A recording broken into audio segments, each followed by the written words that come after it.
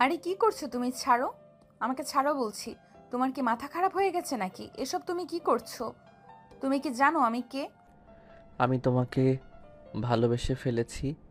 তোমাকে না পেলে আমার জীবন মরণ একরকম। আর এটা খুব ভালোভাবে বুঝতে পেরেছি আমি যে তোমার সঙ্গে লিভ ইন সম্পর্কে না যাই তাহলে তুমি আমার সম্পর্কটাকে কোনো দিনই গুরুত্ব দেবে না। তাই আমি এটা করতে বাধ্য হচ্ছি। তোমার সঙ্গে রুম শেয়ার করাটাই ছিল আমার জীবনের সবচাইতে বড় ভুল। তুমি কেন বুঝতে পারছো না? তুমি একটা ছেলে আর আমি একটা মেয়ে। তুমি চাইলে জীবনে অনেক কিছু করতে পারো, কিন্তু আমার সেটা সম্ভব নয়। মানুষ চাইলে তার জন্য কোনো কিছুই অসম্ভব নয়। যাই হোক, এখন কথা বাড়িয়ে সময় নষ্ট করে কোনো লাভ নেই। যেটা করতে চাইছি সেটা করতে দাও।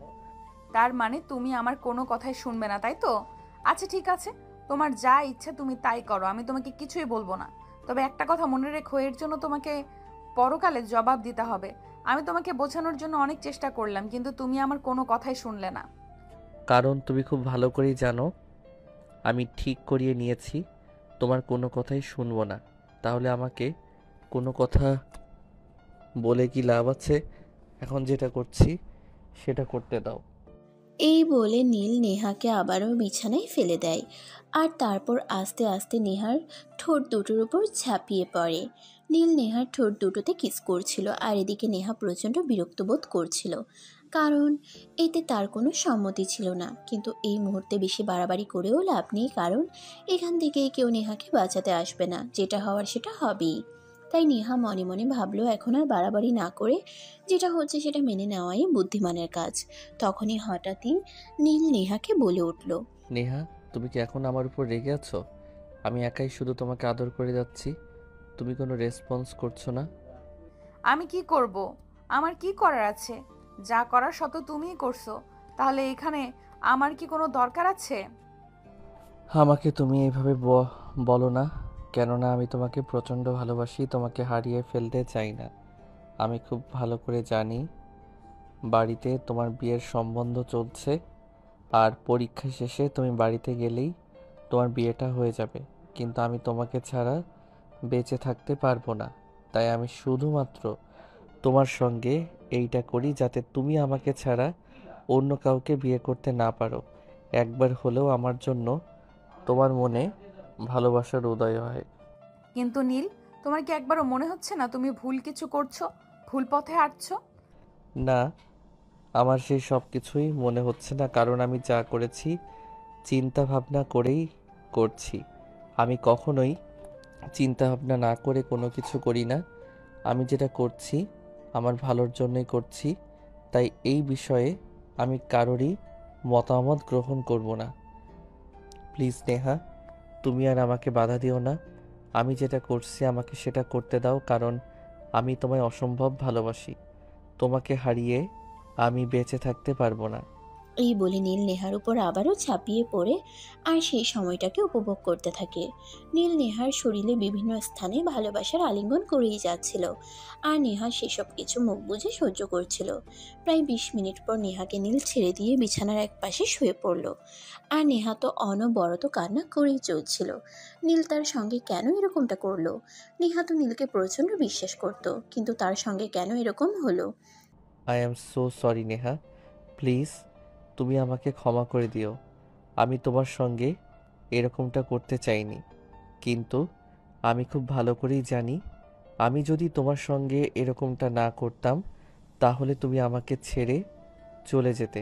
কারণ তোমার ফ্যামিলি তোমার জন্য বিয়ের সম্বন্ধ করছে।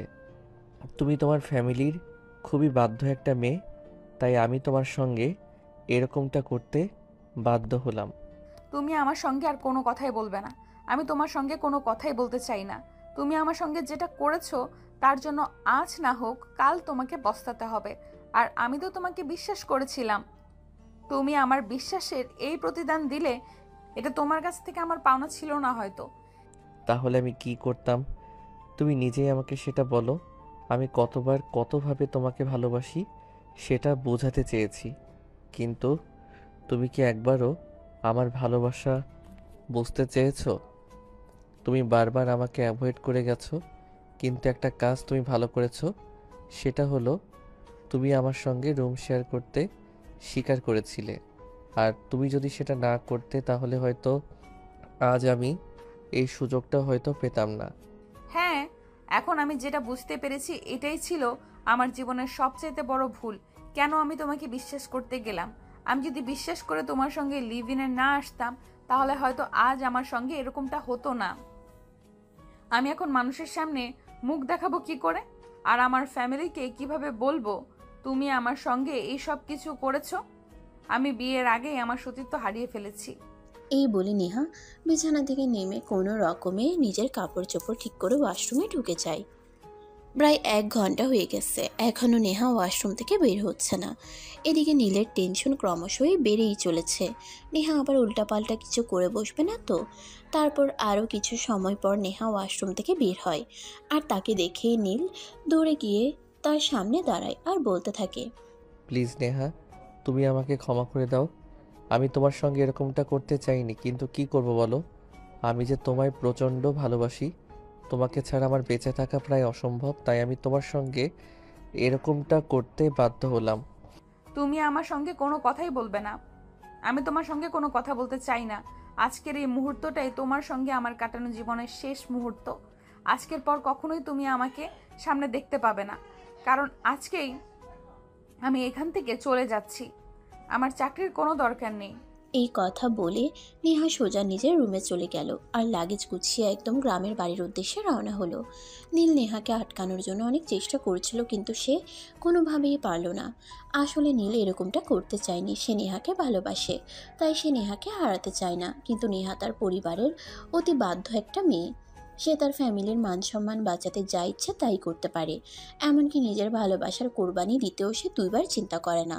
কিছুদিন আগেই নেহার বাড়ি থেকে হঠাৎ একটা ফোন আসে আর জানানো হয় নেহার বিয়ের সম্বন্ধ চলছে। এরপর থেকে নীলের এসব পাগলামো শুরু হতে থাকে। যদিও নীল অনেক আগে থেকে নেহাকে বোঝানোর চেষ্টা করছিল সে নেহাকে ভালোবাসে, কিন্তু নেহা সব কিছু বুঝেও না বুঝার অভিনয় করছিল, কারণ সে খুব ভালো করেই জানে তার ফ্যামিলিতে প্রেম ভালোবাসার কোনো জায়গা নেই। তার ফ্যামিলির মানুষ যেন প্রেম ভালোবাসা কি সেটা বুঝেই না। যাই হোক ভিউয়ার্স, আপনাদের এভাবে বললে হয়তো বুঝতে সমস্যা হবে। চলুন একটু ফ্ল্যাশব্যাক থেকে ঘুরে আসি। আজ শনিবার সকালবেলা ঘুম থেকে উঠেই নীল ফ্রেশ হয়ে তৈরি হয়ে নিল ভার্সিটি যাওয়ার জন্য। তারপর বাসা থেকে তার বাইক নিয়ে বেরিয়ে পড়লো। প্রায় 10 মিনিটের মতো সময় লাগলো ভার্সিটি পৌঁছাতে। আর ঠিক তখনই তার ভার্সিটির 2 বান্ধবী কথোপকথন করছিল। কিরে নিশি, শুনলাম নীল নাকি তোর পেছনে লাইন মারছে। তাহলে তুই তাকে পাত্তা দিচ্ছিস না কেন? নীলের মতো একটা ছেলে যদি আমার পিছনে একবার লাইন মারতো, তাহলেই তো আমি তার প্রেমে রাজি হয়ে যেতাম। 2-1বার কথা বললেই তার প্রেমে রাজি হয়ে যেতে হবে এমন তো কথা নেই। সে আমার সঙ্গে লাইন মারছে সেটা ঠিক আছে, কিন্তু একটু সময় নিয়ে আগে ভেবে নি তার সঙ্গে আমি সম্পর্কে যেতে পারবো কিনা। তুই যাই বলিস না দোস্ত, নীলের মতো একটা ছেলেকে এভাবে বাজিয়ে রাখা তোর একদমই ঠিক হয়নি। আমাদের ভার্সিটিতে নীল একমাত্র ছেলে যার কথাতে যে কোনো মেয়ে রাজি হয়ে যেতে পারে, আর তুই কিনা তাকে ওয়েটিং লিস্টে রেখেছিস। শোন, আমি না এ ব্যাপারে তোর সঙ্গে কোনো কথা বলতে চাই না। আমি আমার ব্যাপারে নিজের সিদ্ধান্ত নিতে চাই। আমি তোর কোনো কথাই শুনছি না। আর হ্যাঁ, তোকে একটা কথা বলে দিচ্ছি, আজকের পর আর এই বিষয় আমার সঙ্গে কোনো কথাও বলবি না। আমার যখন যেটা ভালো মনে হবে তখন আমি সেটাই করব। আমি কারো সিদ্ধান্তে চলি না। এই বলে 2 বান্ধবী কথা কাটাকাটি করছিল। ঠিক এমন সময় নীল সেখানে এসে উপস্থিত হয় আর নীলকে দেখেই নিশি বলতে থাকে, দেখো নীল, তুমি যাই কিছু করো না কেন আমাকে তুমি পটাতে পারবে না, কারণ তোমার চাইতে বড়লোক বাবার ছেলেরা আমার পিছনে লাইন মারে, আমি তাদেরকেই পাত্তা দিই না। আর সেখানে তুমি তো একটা জাস্ট হাস্যকর বিষয়। ও তাই নাকি? আচ্ছা ঠিক আছে, কোনো সমস্যা নেই। এই রিমি, তুমি আমার সঙ্গে চলো, তোমাকে নিয়ে আজ ঘুরতে যাব। কি হলো রিমি, যাবে কিনা বলো? অফ মাই সুইট হার্ট, এটা তুমি কি বলেছো? তুমি আমাকে বলবে আর আমি তোমার সঙ্গে যাব না? এমনটা হতে পারে নাকি? তুমি 2-3 মিনিট দাঁড়াও, আমি আসছি। আরে রিমি, এসব তুই কি বলছিস? তুই এই ছেলের সঙ্গে ঘুরতে যাবি? তোর কি মাথা খারাপ হয়ে গেছে নাকি? আমার মাথা খারাপ হয়নি, আমার মাথা একদমই ঠিক আছে। আর আমি যা করছি ভেবেচিন্তে করছি। নীলের মতো একটা ছেলেকে অ্যাভয়েড করে চলার মতো বোকা আমি নই। তুই জানিস নীলের বাবার কোটি কোটি টাকার সম্পত্তি, আর সে নিজেও দেখতে যথেষ্ট হ্যান্ডসাম, তাই তাকে অ্যাভয়েড করে চলার মতো কোনো কারণ আমি খুঁজে পাচ্ছি না। তোর যা ইচ্ছে তাই কর। নীল, চলো, আমি তোমার সঙ্গে যাচ্ছি। হ্যাঁ রিমি, তুমি একদম ঠিক কথাই বলেছ। নিশির মতো বোকামি তুমি করো না। নিশি আমাকে পেয়েও অ্যাভয়েড করেছে, আর নিশি তোমাকে বলছি, আমি নীল কোনো মেয়েকে ট্রাই করব আর সেই মেয়ে পড়বে না, এমনটা হতেই পারে না। এখন থেকে তোমার আফসোসের দিন শুরু। যাও, গেট লস্ট। এই কথা বলেই নীল রিমিকে নিয়ে বাইকে করে ভার্সিটি থেকে বের হয়ে গেল। যদিও সে এসেছিল ভার্সিটিতে ক্লাস করতে, কিন্তু ক্লাস করা তো তার জন্য নয়, কারণ সে তো ভার্সিটিতে আসে প্রতিদিন নতুন নতুন মেয়ে নিয়ে ডেটিং করতে। এটা তার নিত্য দিনকার রুটিন বলা চলে। আজ সে এই মেয়ে, কাল ওই মেয়েকে নিয়ে ডেটিংয়ে যাবে। এটা তার অভ্যাস হয়ে গেছে, নয়তো তার ভালোই লাগে না। যাই হোক, এদিকে নীল আর রিমি দুজনে বাইকে বসেই গল্প করছিল। সো সুইটহার্ট, আমরা কোথায় যাচ্ছি সেটা তো আমায় বলো। যদিও তোমার সঙ্গে জাহান্নামে যেতেও আমার কোনো আপত্তি নেই। আরে এসব কি পাগলের মতো কথা বলছো? আমি তোমাকে নিয়ে জাহান্নামে কেন যেতে যাব? আমি তো তোমাকে নিয়ে সিনেমা হলে যাচ্ছি। আজ আমরা দুজনে সিনেমা দেখব আর অনেক মজা করব। রাজি মানে 100 বার রাজি। তোমাকে তো আমি আগে থেকেই বলেছি তোমার সঙ্গে জাহান্নামে যেতেও আমার কোনো সমস্যা নেই। তবে তোমাকে একটা কথা বলার আছে। সামনেই কিন্তু আমার সেমিস্টার ফি আছে, ওটা কিন্তু তোমাকেই দিতে হবে। আরে বাবা, ঠিক আছে, কোনো সমস্যা নেই। সেমিস্টার ফি আর কত? মাত্র 25,000 টাকাই তো। সেটা তোমাকে আমি দিয়ে দেব, কোনো প্রবলেম হবে না। তুমি শুধু আমার সঙ্গে থেকো আর আমায় একটু আনন্দ দিও, তাহলেই হবে। আর কিছুই চাই না তোমার থেকে। তুমি আসলেই অনেক ভালো সুইটহার্ট। আমি বুঝতে পারলাম না নিশি কেন তোমায় অ্যাভয়েড করলো। তোমার মতো ছেলেকে কেউ অ্যাভয়েড করে? আসলে তুমি অনেক বুদ্ধিমান মেয়ে তো, তাই তুমি আমাকে বুঝতে পেরেছো। নিশি অনেকটা বোকা, তাই আমাকে বুঝতে পারিনি। কোনো সমস্যা নেই। তুমি আমায় আনন্দ দিতে পারলে তুমি আমার কাছে যা চাইবে আমি তোমাকে তাই দেব। এই কথা বলতে বলতে তারা বিশাল একটা ভবনের সামনে এসে দাঁড়ায়। তারপর বাইক পার্কিং করে নীল রিমিকে নিয়ে ভিতরে প্রবেশ করে। তারা লিফটে ছিল, তখনই হঠাৎ নীলের চোখ আটকে গেল একটা মেয়ের উপর। নীল যে লিফট দিয়ে উপরে উঠছিল, তার বিপরীত লিফট দিয়ে সেই মেয়েটা নিচের দিকে নামছিল। নীল হাঁ করে সেই মেয়েটার দিকে তাকিয়ে আছে। নীল ভাবতেই পারছে না এটা মেয়ে না আকাশের পরী। মেয়ে মানুষ এতটা সুন্দরী হতে পারে নীল এর আগে কখনো দেখেনি। এই মেয়েটাকে যেন আল্লাহ তাআলা নিজের হাতে অপরূপ সৌন্দর্য দান করেছেন। তখনই নীল ওই মেয়েটার পেছনের মেয়েটা ওই ভবন থেকে বের হয়ে সোজা একটা দোতলা বাড়িতে ঢুকে। সে তার ব্যাগপত্র রেখে ড্রয়িং রুমে একটু বিশ্রাম নেবে ভেবেছে।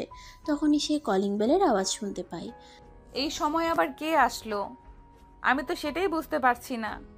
আন্টি আঙ্কেল তো আরো অনেকক্ষণ পরে আসবে, তাহলে কে এসেছে? আচ্ছা যাই হোক, আগে দরজাটা তো খুলি, তারপর দেখি কে এসেছে।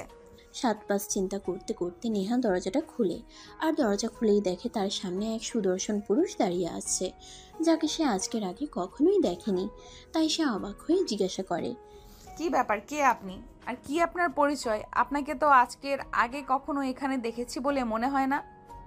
অপরিচিত মেহমান বলে কি ভিতরে আসার পারমিশন দেবেন না? আপনি আমাকে গেটের বাইরেই দাঁড় করিয়ে রাখবেন? এটা কোন ধরনের ভদ্রতা? দেখুন, এইটা আমার নিজের পরিবার নয়। আমি আমার প্রতিবেশী আন্টির বাড়িতে থাকি, আর এখানে আমার থাকাটাই অনেক বেশি কিছু।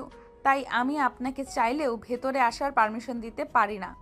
ও আচ্ছা, ঠিক আছে, আমি বুঝতে পেরেছি এটা আপনার বাড়ি নয়। তাই বলে একজন মেহমান আসলে আর আপনাকে মেহমানকে ভিতরে ঢুকতে দিবেন না, এটাও কি ভদ্রতার মধ্যে পড়ে নাকি? দেখুন, আপনাকে তো আমি চিনি না, আর আপনার সম্পর্কে কোনো কিছু জানিও না, তাহলে আপনাকে আমি কিভাবে ঢুকতে দিব বলেন? তাছাড়া এটা যদি আমার নিজের বাড়ি হতো তাহলে অন্য কথা। যাই হোক, তবে আপনি যখন এত করে বলছেন, ঠিক আছে, ভেতরে এসে বসুন। আর হ্যাঁ, আমি কি আপনার জন্য চা কফি কিছু বানিয়ে নিয়ে আসবো? আপাতত আমার কিছুই লাগবে না, আমি শুধু আপনার সঙ্গে একটু কথা বলতে চাই। আপনার সঙ্গে 5 মিনিট কথা বলতে পারলেই হবে, আর আমার কিছুরই প্রয়োজন নেই। আপনি তো অদ্ভুত এক মানুষ। আপনার সঙ্গে আজকে আমার প্রথমবার দেখা হয়েছে, যেখানে আমি আপনার সঙ্গে কথাই বলতে চাই না, তারপরও আপনাকে বাসায় ঢুকালাম। আর এখন চা কফি কিছু অফার করছি, আপনি সেটা ফিরিয়ে দিয়ে বলছেন আপনি আমার সঙ্গে গল্প করতে চান। এটা কোন ধরনের অসভ্যতাম? আমি তো সেটাই বুঝতে পারছি না। আপনার সঙ্গে এতক্ষণ ধরে গল্প করছি, আমি তো আপনার নামটাই জানতে পারলাম না। যাই হোক, আপনার নামটা অন্তত বলুন, আর কিছু না হয় বাদই দিলাম। আপনি তো বড় অদ্ভুত মানুষ। যেখানে আমি আপনাকে চিনি না জানি না, হুটহাট করে বাসায় ঢুকে পড়েছেন আর এখন নানান ধরনের প্রশ্ন করছেন। আপনি এক্ষুনি বাসা থেকে বের হয়ে যান, তা না হলে কিন্তু আমি পুলিশে কল করতে বাধ্য হব। হা হা হা, আপনি আমাকে হাসালেন। আপনি তো আমার সম্পর্কে কোনো কিছু জানেনই না, আর সেখানে আপনি কি না আমাকে পুলিশের ভয় দেখাচ্ছেন। দেখুন, পুলিশে কল করে কোনো লাভ হবে না, বরঞ্চ পুলিশে আপনাকে হাজারটা প্রশ্ন করে একদম নাজেহাল করে ছেড়ে দেবে। তার চাইতে বরং এটাই ভালো হবে, আমি যেটা বলছি সেটাই করুন। তাছাড়া আর একটা কথা, আপনিও খুব ভালো করে জানেন, আপনার ফাঁকা বাসায় আমি একটা ছেলে মানুষ এসেছি। এটা শুনলে এলাকার লোকজনেরা আপনাকেই কটু কথা শোনাবে, আমাকে কিন্তু ছুঁতেও পারবে না। আমার নাম নেহা, নেহা ইসলাম। এবার তো হয়েছে, এবার আপনি বাসা থেকে বিদায় হন। আমি আর আপনাকে সহ্য করতে পারছি না, আর আপনাকে সহ্য করার মতো কোনো কারণও দেখতে পাচ্ছি না। So get out. Okay madam, ঠিক আছে, কোনো প্রবলেম নেই, আমি চলে যাচ্ছি। তবে আবারও খুব তাড়াতাড়ি আপনার সঙ্গে আমার দেখা হবে, এটা আপনি নিশ্চিন্ত থাকতে পারেন। এই কথা বলে নীল নেহাদের বাড়ি থেকে বের হয়ে বাইরে চলে আসে। আর তখনই হঠাৎ তার এক বন্ধু তাকে ফোন করে। কি ব্যাপার দোস্ত, কই রে তুই? সে কখন থেকে তোকে ফোন করছি কিন্তু তুই ফোন তুলছিস না। কি হয়েছে তোর? কোনো সমস্যা হয়েছে নাকি? কোনো সমস্যা হয়ে থাকলে তুই আমাকে বল। দোস্ত, আমি তো হুটপড়ির সন্ধান পেয়ে গেছি। এতক্ষণ তো তার বাসাতেই ছিলাম, তার পরিচয় জানার চেষ্টা করছিলাম, কিন্তু সে আমাকে দেখে অনেক ভয় পেয়ে গেছে, তাই কোনো কিছুই জানতে পারিনি, শুধু নামটা ছাড়া। যাই হোক, বিকালে নদীর পাড়ে দেখা করিস। আচ্ছা দোস্ত, ঠিক আছে, কোনো সমস্যা নেই। তবে শোন, হুড়পড়ি খুঁজতে গিয়ে আবার আকাশের তারা হয়ে যাইস না, বলে দিলাম। আরে না দোস্ত, সেরকম কিছুই হবে না, এত চিন্তা করার কিছুই নেই। যাই হোক, তোকে যেটা বলছিলাম শোন, তুই কিন্তু বিকালে নদীর পাড়ে চলে আসবি, তারপর তোর সঙ্গে ওই বিষয়ে আলোচনা করব। ঠিক আছে দোস্ত, সমস্যা নেই। আমি ঠিক বিকেল 4টার মধ্যেই নদীর পাড়ে চলে যাব। আর হ্যাঁ, তোকে আমি একটা কারণে ফোন করেছিলাম। আমাকে 50,000 টাকা দিতে পারবি? আজ বিকেলেই আমার বড় মামা হঠাৎ অসুস্থ হয়ে পড়েছেন, আর আমাদের কাছে কিছু টাকা চাইছেন। কিন্তু এই মুহূর্তে তো আমার বাবার হাতে কোনো টাকা নেই, তাই বলছিলাম কি, তুই যদি এই হেল্পটা করতি তাহলে অনেক উপকার হতো। ঠিক আছে দোস্ত, সমস্যা নেই, তুই টাকাটা আজ বিকালে পাবি না, কারণ আমার হাতে ক্যাশ অত টাকা নেই। আমি আমার বাবাকে বলে দেব কাল সকালে তুই বাবার অফিসে চলে যাস, বাবা তোকে টাকাটা দিয়ে দেবে। ওকে দোস্ত, ঠিক আছে, থ্যাংক ইউ সো মাচ। তোর মতো বন্ধু থাকাটা ভাগ্যের ব্যাপার। তোর মতো বন্ধু যার আছে সে সত্যিই খুব লাকি পারসন। হয়েছে, এখন আর বক বক না করে ফোনটা কেটে দে, কারণ আমি খুব ভালো করেই জানি আমার বন্ধুরা সবগুলোই স্বার্থপর, সবাই আমাকে টাকার জন্যই খোঁজে, নয়তো কেউ আমার খোঁজই রাখে না। তোর কাছে টাকা চাইলাম বলে তুই এইভাবে বলতে পারলি? তুই না আমার বন্ধু হস, আর বন্ধুত্বের এই পরিচয় দিলি তুই? ঠিক আছে, কোনো সমস্যা নেই, লাগবে না তোর টাকা, তুই থাক তোর টাকা নিয়ে। আরে না দোস্ত, তুই মন খারাপ করিস না, আসলে আমি তোর সঙ্গে একটু মজা করছিলাম। যাই হোক, বিকালে কিন্তু ঠিক সময় চলে আসিস। এই কথা বলতে বলতে নীল ফোনটা কেটে দেয়। আর অপর প্রান্ত থেকে রাজ ফোনটা রেখে মুচকি মুচকি হাসতে থাকে, কারণ নীল তেমন একটা ভুল কথা বলেনি। নীলের যত বন্ধু বান্ধব আছে সবাই নীলকে প্রয়োজনেই ব্যবহার করে, এমনকি নীল যে কাপড় চোপড় বদলানোর মতো গার্লফ্রেন্ড বদলায়, তারাও কিন্তু নীলকে স্বার্থের জন্যই ব্যবহার করে। তাই নীলের বলা কথাগুলো খুব একটা ভুল নয়। যাই হোক, এদিকে দেখতে দেখতে বিকেল হয়ে গেল। রাজ নদীর পাড়ে বসে নীলের জন্য অপেক্ষা করছে। তখনই হঠাৎ আরং 5 মোটরসাইকেলে এসে হুশ করে দাঁড়িয়ে পড়ে। রাজের বুঝতে বাকি রইল না তার পিছনে যে বাইকটা দাঁড়িয়েছে সেটা নীলের, তাই সে পেছন ফিরে না তাকিয়েই বলতে থাকে, এতক্ষণে তোর আসার সময় হলো? আমি সেই আধা ঘন্টা ধরে এখানে বসে বসে তোর জন্য অপেক্ষা করছিলাম। যাই হোক, এখন যেহেতু শিয়াল মেরে বিকেলে এসেছিস, তো বল কি হয়েছিল তোর? কোনো হুলপড়ি তুই পেয়েছিস? হ্যাঁ রে দোস্ত, আমি মিথ্যে বলছি না, সত্যি এবার হয়তো আমি সত্যিকারে কারো প্রেমে পড়ে গেছি, যাকে আমি ভুলে থাকতে পারবোই না। আর তাকে ভুলে থাকা অসম্ভবই বলা চলে। সে দেখতে এতটাই সুন্দর যে শুধু আমি নই, পৃথিবীর যে কোনো ছেলে তার দিকে একবার চোখ তুলে তাকালে আর চোখ ফেরাতে মন চাইবে না। তাহলে একটা কাজ কর না দোস্ত, তোর সেই হুড়পড়িকে আমার কাছে দিয়ে দে। কারণ তুমি তো খুব ভালো করেই জানিস আমার ফ্যামিলির মানুষ আমাকে অনেক দিন ধরেই বিয়ে করার জন্য চাপ দিচ্ছে, কিন্তু আমি আমার মনের মতো কাউকেই খুঁজে পাচ্ছি না। এবার যদি তোর পরিটাকে আমায় দিয়ে দিস, তাহলে আমি বিয়ের কাজটা সেরে ফেলতে পারি। একদম জীবন মাঞ্জা বরাবর একটা লাথি। এতদিন তোরা প্রেম করেছিস, আমি কি তোদের কিছু বলেছি?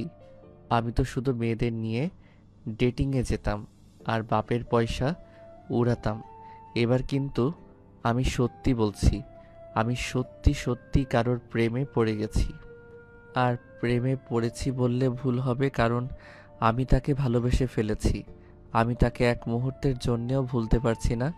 তার সাথে দেখা হওয়ার পর থেকে প্রতিটা সেকেন্ডে, প্রতিটা মিনিটে আমার চোখের সামনে শুধু তার ছবি ভাসছে।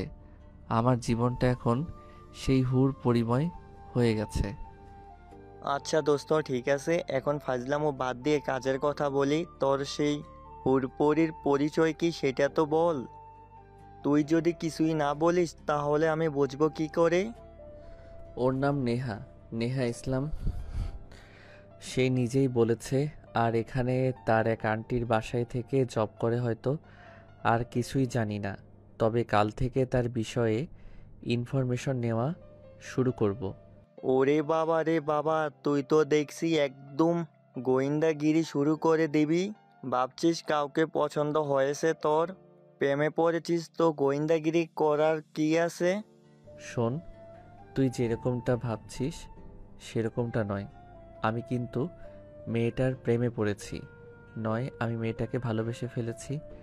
আর যাকে ভালোবাসবো, যাকে নিয়ে আমি সারা জীবন কাটানোর স্বপ্ন দেখছি, তার সম্বন্ধে একটু খোঁজ খবর নেব না? সেটা তো হয় না। আমি সব কিছু চিন্তা ভাবনা করে তারপরে সিদ্ধান্ত নেই। এটা তো তুই জানিস নাকি? ও তাই নাকি? প্রতিদিন ড্রেস চেঞ্জ করার মতোই গার্লফ্রেন্ড চেঞ্জ করা বন্ধুটাও নাকি কাউকে ভালোবেসে ফেলেছে, আর এটাও নাকি আমাকে বিশ্বাস করতে হবে? তুই সত্যিই আমাকে হাসালি বন্ধু, তুই না থাকলে আমি এতটা হাসতেই পারতাম না। যাই হোক, বাদ দে, তোর হুলপরিটাকে একবার একটু দেখাতো, দেখি তার নিশ্চয়ই কোনো ছবি তোর কাছে রয়েছে। না, আমি তার কোনো ছবি আনিনি, তবে আগামীকাল সকালেই আমি তাকে ফলো করব। তারপর তার বিষয়ে সমস্ত ইনফরমেশন আশা করছি পেয়ে যাব। এরপর প্রসঙ্গ পাল্টে ফেলে দুজনে, আবারও কথা বলতে থাকে। এভাবেই কেটে গেল আরও অনেকটা সময়। এদিকে দেখতে দেখতে বিকাল ঘনিয়ে সন্ধ্যা হয়ে এলো, আর দুজন যার যার বাসায় চলে গেল। এর পরের দিন সকালবেলা নীল 6টা বাজে অ্যালার্ম দিয়ে রেখেছিল। সে ঘুম থেকে উঠে ফ্রেশ হয়ে নিল, তারপর রেডি হয়ে নিচে আসতে দেখলেই তার মা তাকে বলে, কি ব্যাপার, সূর্য আজ কোন দিক থেকে উঠেছে? আমি তো সেটাই বুঝতে পারছি না। আমার ছেলে তো কখনো এত সকালবেলা ঘুম থেকে ওঠে না। মা, আজ থেকে প্রতিদিন সূর্য পূর্ব দিকে উঠবে বলে ঘোষণা করা হয়েছে, তবে এর আগে কোন দিকে উঠত সেটা আমার জানা নেই। যাই হোক, আমার ব্রেকফাস্ট নিয়ে তোমাকে চিন্তা করতে হবে না, আমি বাইরে থেকে ব্রেকফাস্ট করে নেব। এখন আমি বেরোচ্ছি, আর কখন ফিরবো সেটাও জানি না। এগুলো কোন ধরনের কথা? আমি তো সেটাই বুঝতে পারছি না। এখন সবে মাত্র সকাল 7টা বাজে, আর তুমি বাসা থেকে বের হয়ে যাচ্ছ। আর তারপর তুমি কখন বাসায় ফিরবে তারও কোনো ঠিক ঠিকানা নেই। এটা কি হয় নাকি? তুমি যেখানেই যাও না কেন, তোমাকে কিন্তু ভার্সিটি যেতেই হবে, কারণ সামনেই তোমার এক্সাম আছে। পরপর 3 বছর ধরে একই সেমিস্টারে পড়ে রয়েছো। তোমার কি একটুও লজ্জা করে না এটা নিয়ে? মা শোনো, তোমাকে একটা কথা বলি। লজ্জা হলো নারীদের ভূষণ। আমি তো আর নারী নই, তাহলে আমার কেন লজ্জা করবে বলো? আমার একটু লজ্জা করে না, বরঞ্চ আমার আরও খুবই ভালো লাগে। প্রতি বছর ভার্সিটিতে নতুন নতুন মেয়ে আসে, আর প্রতিদিনই আমি একটা একটা নতুন মেয়ের সঙ্গে প্রেম করতে পারি। যাই হোক, তবে একটা কথা এখন তোমায় বলি, আজকের পর থেকে হয়তো আর প্রতিদিন নতুন নতুন গার্লফ্রেন্ড চেঞ্জ করতে হবে না, কারণ আমি পার্মানেন্টলি একজনকে পেতে চলেছি। ওরে বাবা রে বাবা, যে ছেলেটাকে দেখলেই সবাই প্লে বয় বলে, আর সে কিনা এখন পার্মানেন্টলি কারো সঙ্গে প্রেম করতে যাচ্ছে, এটাও আমাকে বিশ্বাস করতে হবে? যাই হোক, আমি অত কথা শুনতে চাই না। তোমাকে এখন থেকে প্রতিদিন ভার্সিটি যেতেই হবে, আর প্রত্যেকটা ক্লাস অ্যাটেন্ডও করতে হবে। আমি আদৌ আর পড়াশোনা করব কি না সেই বিষয়ে নিশ্চিত নই, তবে আমি এখন আসছি। আর আমাকে ফোন করলেও কোনো লাভ হবে না। আমি যেখানে যাচ্ছি সেই কাজটা শেষ না করে আমি কোনোভাবেই আর বাড়িতে আসবো না। যদিও এরপর তার মা তাকে কিছু জিজ্ঞাসা করতে চাইছিল, কিন্তু সে আর এই বিষয়ে কোনো সুযোগ না দিয়ে সোজা বাসা থেকে বের হয়ে চলে গেল। 8টা বাজার আগেই সে নেহাদের বাড়ির সামনে দাঁড়িয়ে অপেক্ষা করতে থাকে। নেহা তখন ব্যালকনিতে দাঁড়িয়ে চুল আঁচড়াচ্ছিল। তখনই সে নীলকে দেখতে পায় আর ব্যালকনি থেকেই বলে, এই যে মিস্টার, কি ব্যাপার, কি সমস্যা আপনার? আপনি আজকেও আবার আমার বাড়ির সামনে দাঁড়িয়ে কি দেখছেন, কি করছেন?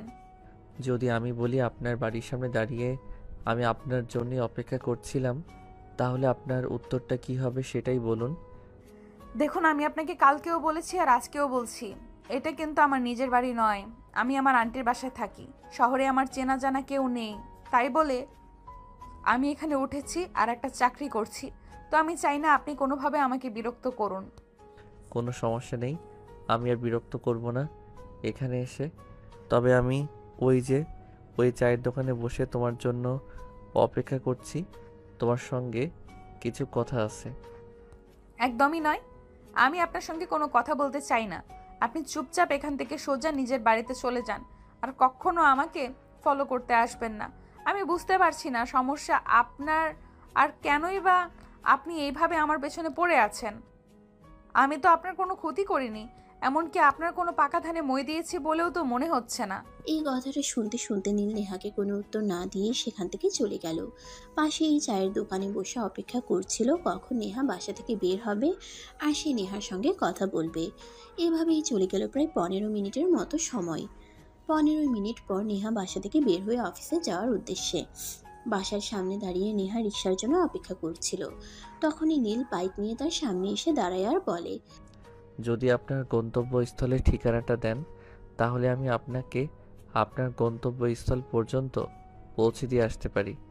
আমার কোনো প্রবলেম হবে না। জি না সাহেব, তার কোনো প্রয়োজন হবে না। আমি রিক্সা পেয়ে যাব আর আমার গন্তব্যস্থলে রিক্সা করে পৌঁছে যেতে পারবো। আপনার কোনো হেল্পের আমার প্রয়োজন নেই। আপনি এখন এখান থেকে আসতে পারেন। আপনি কেন আমাকে এতটা বিরক্ত করছেন সেটা কি আমি জানতে পারি?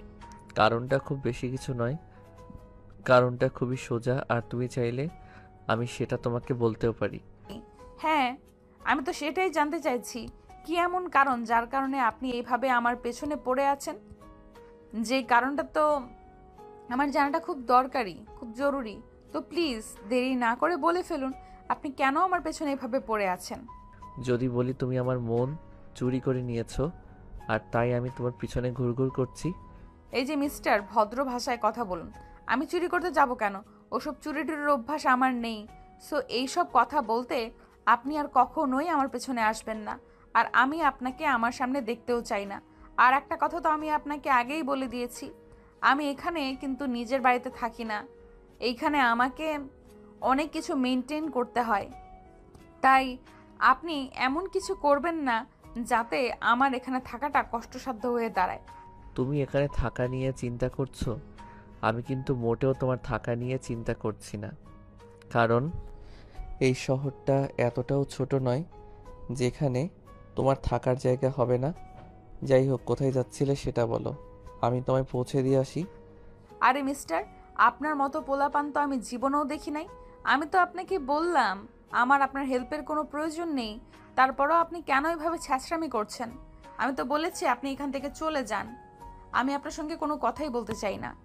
এরপর নীল কিছু একটা বলতে চাইছিল, ঠিক তখনই সেখানে রিক্সা চলে আসে আর নেহা রিক্সায় উঠে যায়। তখন নীল আর কোনো উপায়ান্তর না দেখে মোটর সাইকেল নিয়ে নেহার পেছনে ফলো করতে থাকে।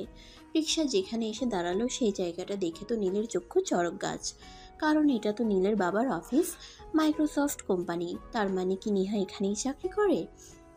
নেহা অফিসের ভিতরে চলে যাওয়ার পর নীল গেটের সামনে থাকা সিকিউরিটিকে প্রশ্ন করে। সিকিউরিটি, এই মেয়েটা কি এখানেই চাকরি করে?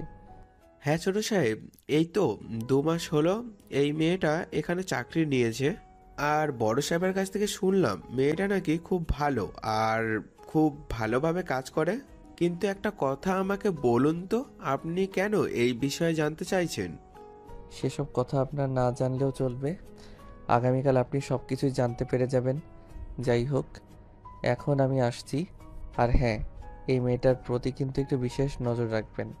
আমি আশা করি আপনাকে কি বলেছি আপনি বুঝতে পেরেছেন।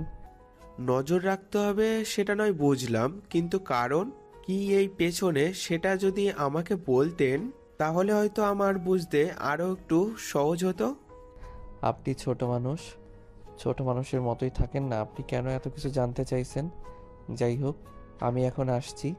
আর হ্যাঁ, আমি যে এই কোম্পানির এমডির ছেলে সেটা যেন এই মেয়েটা কোনোভাবেই জানতে না পারে। আর আমি যে এই অফিসের এমডির ছেলে সেটা কিন্তু আপনি ছাড়া এই অফিসের অন্য কোনো স্টাফ জানে না। ঠিক আছে স্যার, কোনো সমস্যা নেই। তবে বিষয়টা কি সেটা আমি কিছুটা আন্দাজ করতে পেরেছি। তবে আপনি কোনো চিন্তা করবেন না, আমি কখনোই এই বিষয়টা কারোর কাছে প্রকাশ করব না। তখন নীল আর কোনো কথা না বলে সোজা সেখান থেকে বাসায় চলে আসে। বিকেলবেলা যখন তার বাবা বাসায় আসলো তখন সে তার বাবার সঙ্গে কথা বলতে চায়। বাবা, আমি তোমার সঙ্গে কিছু কথা বলতে চাই, এবং এক্ষুনি, কারণ আমার কথা বলাটা খুবই জরুরি। তুমি আমার সঙ্গে কথা বলতে চাও সে বেশ ভালো কথা, কিন্তু হঠাৎ কি এমন জরুরি দরকার পড়লো? না মানে আসলে তুমি তো বিগত 3 বছরে একবারও আমার সঙ্গে ভালোভাবে কথা বলনি, তা আজ হঠাৎ তোমার কি এমন দরকার পড়লো যে খুব জরুরি কথা বলতে হবে? বাবা, আমি কাল থেকে তোমার অফিসে জয়েন করতে চাই, তোমার উত্তরাধিকারী হিসেবে নয়, সাধারণ একজন স্টাফ হিসেবে। এসব তুমি কি বলছো? তোমার কি মাথা খারাপ হয়ে গেছে নাকি? আমি তো সেটাই বুঝতে পারছি না। তুমি আমার অফিসে চাকরি নিবে, তাও আবার অফিসের সাধারণ একজন স্টাফ হিসেবে? কেন সেটা একবার আমাকে খুলে বলো, তারপর আমি চিন্তা করে দেখব। বাবা, আমি তোমাকে এত কিছুর কৈফিয়ত দিতে পারবো না, শুধু এইটুকুই বলছি যে আমি তোমার অফিসে জয়েন করতে চাই, তবে তোমার উত্তরাধিকারী হিসেবে নয়, অফিসের সাধারণ একজন স্টাফ হিসেবে। আর কেন আমি তোমার অফিসের সাধারণ একজন স্টাফ হিসেবে জয়েন করতে চাই সেটা যখন সময় হবে তখন তোমাকে বলবো। আপাতত এই বিষয়ে তোমায় কিছুই বলতে পারছি না। I am so sorry. নীলের মা, শুনছো? তোমার ছেলে এসব কি বলছে? তোমার ছেলের মাথা খারাপ হয়ে গেছে নাকি? আমি তো সেটাই বুঝতে পারছি না। সে আমার অফিসে কাজ করতে চাইছে, সে নিজের অফিসে কেন একজন স্টাফ হিসেবে জয়েন করবে? আমি তো সেটাই বুঝতে পারছি না। তুমি প্লিজ তোমার ছেলের সঙ্গে কথা বলো। তোমার ছেলের কোনো ভীমরতি হয়েছে সেটা বোঝার চেষ্টা করো। হ্যাঁ, আমিও তো সেটাই চিন্তা করছি। তোমার ছেলের আবার কি ভীমরতি হলো যে সে অফিসের একজন সাধারণ স্টাফ হিসেবে জয়েন করতে চাইছে, যেখানে পুরো অফিসের উত্তরাধিকারী সে হতে চলেছে? মা বাবা, আমি তোমাদের কোনো কথার আপাতত কোনো কৈফিয়ত দিতে চাইছি না, আর দেওয়ার কোনো ইচ্ছা নেই। তবে যেটা সত্যি সেটাই বলছি, আমি আমাদের অফিসে সাধারণ একজন স্টাফ হিসেবে আগামীকাল থেকেই জয়েন করতে চাই।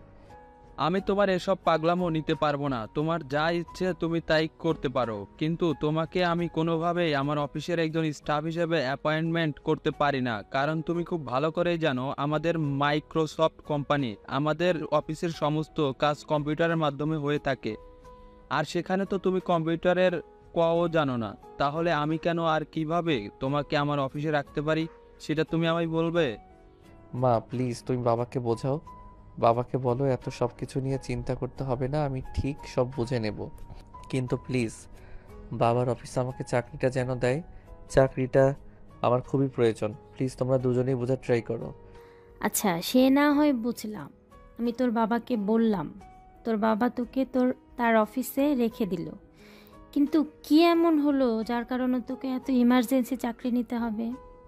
আর সবচাইতে বড় কথা হলো, তুই তো এখনও অনার্সই কমপ্লিট করতে পারলি না। তাহলে তুই এখন আবার চাকরি দিয়ে কি করবি? আগে পড়াশোনাটা এক নাগাড়ে শেষ কর, তারপর তো আমাদের কোম্পানির মালিক তুইই হবি। তোমরা আমার কথা কেন বুঝতে পারছো না? আমি সেটাই বুঝতে পারছি না। আমি তো তোমাদেরকে বললাম আমি মালিক হতে চাই না, জাস্ট একজন কর্মচারী হিসেবে অফিসে ঢুকতে চাই। তাহলে বুঝতে পারছো না কেন? প্লিজ বাবা, আমাকে তোমার অফিসে একটা চাকরি দিয়ে দাও। আচ্ছা, তুমি অমন করছো কেন সেটা আমাকে বলো তো। ছেলেটা তোমার কাছে শুধু একটা চাকরি চাইছে, অন্য কিছু তো চাইছে না। তাহলে তুমি তোমার অফিসে চাকরি দিতে এত ইতস্তত করছো কেন? আমি বুঝতে পারছি না, তোমাদের মা ছেলের দুজনেরই কি মাথা খারাপ হয়ে গেছে নাকি? তোমার ছেলে কম্পিউটারের পর্যন্ত জানে না, আর সে কি না করবে আমাদের অফিসে চাকরি? আমি আমার অফিসে তোমার ছেলেকে পিয়নের একটা চাকরি দিতে পারি, তাছাড়া কোনো চাকরি দিতে পারবো না। বাবার মুখ থেকে এমন কথা শুনে নীল কিছুটা রেগে গেল। আর সেই বিষয়টা তার বাবা মা দুজনেই বুঝতে পারলো। তাই নীলের মা আবারও নীলের বাবাকে বলে, আচ্ছা, নিজের ছেলের সঙ্গে এমন ব্যবহার কেউ করে? ছেলেটা তোমাকে এত রিকোয়েস্ট করে বলছে তোমার অফিসে একটা চাকরি দেওয়ার জন্য, কিন্তু তুমি তো কোনো কথাই শুনছো না। তুমি এরকম কেন করছো বলো তো আমাকে? সে তো তোমার নিজেরই ছেলে, তোমার কাছে শুধু একটা চাকরি চাইছে, লাখ লাখ টাকা তো আর চাইছে না। তোমার ছেলের আমার অফিসে চাকরি করার চাইতে মাসে যদি 5 লাখ টাকা হাত খরচ চায়, তাও আমি সেটা দিতে পারবো, কোনো প্রবলেম হবে না। কিন্তু আসল সমস্যাটা আমি তোমাদের কাউকেই বোঝাতে পারছি না। আমি তোমাদের কারোরই কোনো সমস্যার কথা শুনতে চাই না। আমি যেটা শুনতে চাই সেটা হলো, তুমি আমার ছেলেকে তোমার অফিসে চাকরি দিচ্ছ। আমার এসব ঝামেলা ভালো লাগছে না। প্লিজ, আমার ছেলে তো তোমার কাছে শুধু একটা চাকরি চাইছে, ওটা ওকে দিয়ে দাও, তাহলেই তো সমস্যার সমাধান হয়ে যায়। হ্যাঁ বাবা, একদম ঠিক কথাই বলেছে। প্লিজ তুমি তোমার অফিসে আমাকে চাকরিটা দিয়ে দাও, তাহলে তো আর কোনো সমস্যা থাকে না। আর হ্যাঁ, তুমি বিশ্বাস করো, আমার দ্বারা তোমার কোম্পানির কোনো ক্ষতি হবে না। আর সেটা আমি হতে দেব না, কারণ কয়দিন পরে তো সেই কোম্পানির মালিক আমি হতে চলেছি। আর নিজের ক্ষতি কেউ জেনে শুনে করে না, তাই এইটুকু ভরসা তুমি আমাকে করতেই পারো। নীল আর নীলের মা দুজনে এভাবে নীলের বাবাকে রিকোয়েস্ট করেই যাচ্ছিল। অবশেষে নীলের বাবা সবকিছু মেনে নেয় আর নীলকে বলে, আচ্ছা ঠিক আছে, আমি তোমাদের মা ছেলের কথা মেনে নিলাম, তোমার ছেলেকে আমাদের অফিসে রেখে দিলাম, আর একটা চাকরিও দিলাম। তবে একটা কথা, তোমার ছেলে কিন্তু আমার অফিসের কোনো জিনিস টাচ করতে পারবে না। সে যেটা চাইছে সেটাই হবে। আমি তাকে চাকরি দিব, কিন্তু সে আমার অফিসে কোনো কাজ করবে না। যদি তোমার ছেলে আমার এই শর্তটা মেনে নিতে পারে, তাহলেই তোমার ছেলেকে বলো কাল থেকে অফিসে আসতে, আর না হয় তো তোমার ছেলের অফিসে আসার কোনো প্রয়োজন নেই। ঠিক আছে বাবা, তুই আমাকে যা শর্ত দেবে তাই আমি মেনে নেব। আমি তোমার অফিসের কোনো জিনিস টাচ অবধি করব না। আমার শুধু চাকরিটা হলেই চলবে। আমি তোমার অফিসে নিয়মিত যাওয়া আসা করতে পারলেই হবে। এই বলে নীল খুশিতে গদগদ হয়ে নীলের রুমে চলে যায়। আর পরের দিন সকালে অফিসে যাওয়ার জন্য নিজেকে মনে মনে প্রস্তুত করতে থাকে। পরের দিন সকাল 7টা বাজতে না বাজতেই নীল ঘুম থেকে উঠে ফ্রেশ হয়ে তৈরি হয়ে নেয় আর নাস্তার টেবিলে চলে আসে। এটা দেখে তার মা তাকে বলতে থাকে, কি ব্যাপার নীল, তুই আজ এত সকালে ঘুম থেকে উঠলি কি করে? তুই তো কখনো সকাল 10টার আগে ঘুম থেকে উঠিস না। আজ সূর্যটা কোন দিক থেকে উঠেছে আমি তো সেটাই বুঝতে পারছি না। তোর বিষয়টা কি বল তো শুনি। আমার আবার বিষয় কি হতে যাবে? আজ আমি বাবার অফিসে প্রথম জয়েন করব, সেটা তো তোমরা সবাই জানো, তাই একটু সকাল সকাল ঘুম থেকে উঠেছি, এছাড়া কিছুই নয়। ও আচ্ছা, এতক্ষণে বিষয়টা ক্লিয়ার বুঝতে পেরেছি আমি তো ভেবেছিলাম মনে হয় সূর্য আজকে পশ্চিম দিকে উদিত হয়েছে, তাই তুই সকাল সকাল ঘুম থেকে উঠে গেছিস। যাই হোক, নাস্তা করে যাবি নাকি বাইরে নাস্তা করবি? আমি বাইরে নাস্তা করতে যাব কেন? আমি তো বাইরের খাবার খাই না, এটা সবাই জানো। আমি বাড়ি থেকে নাস্তা করে তারপরেই বের হব। ও আচ্ছা, ঠিক আছে, কোনো সমস্যা নেই, আমি বুঝতে পেরেছি। তুই একটু বস, আমি এক্ষুনি তোর নাস্তা রেডি করে দিচ্ছি। অতঃপর নীলের মা নীলকে সকালের নাস্তা তৈরি করে দিল আর নাস্তা খেয়ে অফিসের উদ্দেশ্যে বেরিয়ে পড়ল। 30 মিনিটের মতো সময় লাগলো অফিসে পৌঁছাতে। অফিসের গেট দিয়ে ঢুকতে যাবে ঠিক এমন সময় নেহার সঙ্গে তার দেখা হয়। নেহা তার অফিসে নীলকে দেখতে পেয়ে তো একদম অবাকের চূড়ান্ত সীমানায় পৌঁছে গিয়ে জিজ্ঞাসা করে, কি ব্যাপার মিস্টার, কি সমস্যা আপনার? আজ আপনি আমার অফিস পর্যন্ত চলে এসেছেন দেখছি। নেহার এই কথা শুনে নীল কিছু না জানার ভান করে নেহাকে বলে, এসব কি বলছেন আপনি? আপনি কি অফিসে চাকরি করেন নাকি? যাই হোক, সেটা আমার জানা ছিল না। তবে একটা কথা আপনাকে বলার আছে, আমার এই অফিসেই চাকরি হয়েছে। আজকে আমার জয়েন ডেট। আমি তো আপনার কথার আগা গোড়া কিছুই বুঝতে পারছি না, কারণ আমাদের এই কোম্পানির কোনো লোক নিয়োগ করার আগে অফিসের নোটিশ বোর্ডে নিয়োগ বিজ্ঞপ্তি দেয়, কিন্তু বিগত কয়েকদিনে কোনো নিয়োগ দেওয়া হয়েছে বলে তো আমার জানা নেই। আসলে বিষয়টা আপনি যেরকম ভাবছেন সেরকম নয়। আমারই পরিচিত একজন এই অফিসে চাকরি করে, বলতে পারেন খুব কাছের মানুষ। আমার একটা চাকরির প্রয়োজন ছিল, আমি তাকে বলেছিলাম, তাই সে ব্যবস্থা করে দিয়েছে। ও তাই নাকি? আচ্ছা ঠিক আছে, কিন্তু আপনাকে একটা কথা বলে রাখি, আপনি অফিসে চাকরি পেয়েছেন বলে আমার পেছনে পড়ে থাকবেন এমনটা কিন্তু ভুলেও করবেন না। যদি আপনি অফিসে এসে আমাকে কোনো প্রকার বিরক্ত করেন, তাহলে কিন্তু আমি ডিরেক্ট কোম্পানির অথরিটির কাছে আপনার নামে নালিশ জানাতে বাধ্য হব। এটা আপনার অধিকার, আপনি এটা করতেই পারেন। আমি আপনাকে এ ব্যাপারে কোনো কথা বলতে চাই না। যাই হোক, অফিস টাইম তো হয়ে গেছে, চলুন ভেতরে যাওয়া যাক। অতঃপর দুজনে কথা বলতে বলতে অফিসের ভিতরে চলে আসেন।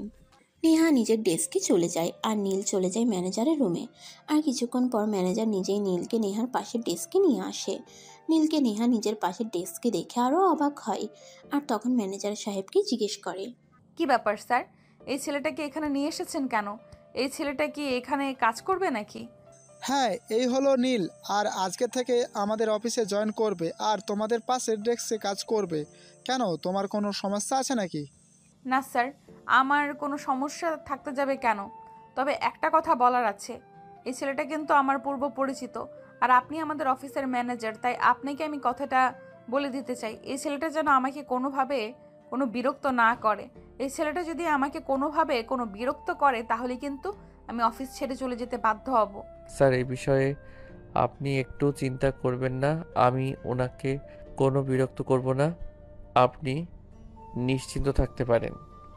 তখন ম্যানেজার আর কোনো কথা না বলে চুপচাপ সেখান থেকে চলে গেল আর নীল তার কাজের জায়গায় বসে পড়ল। অপরদিকে নেহা নিজের কাজ করছে।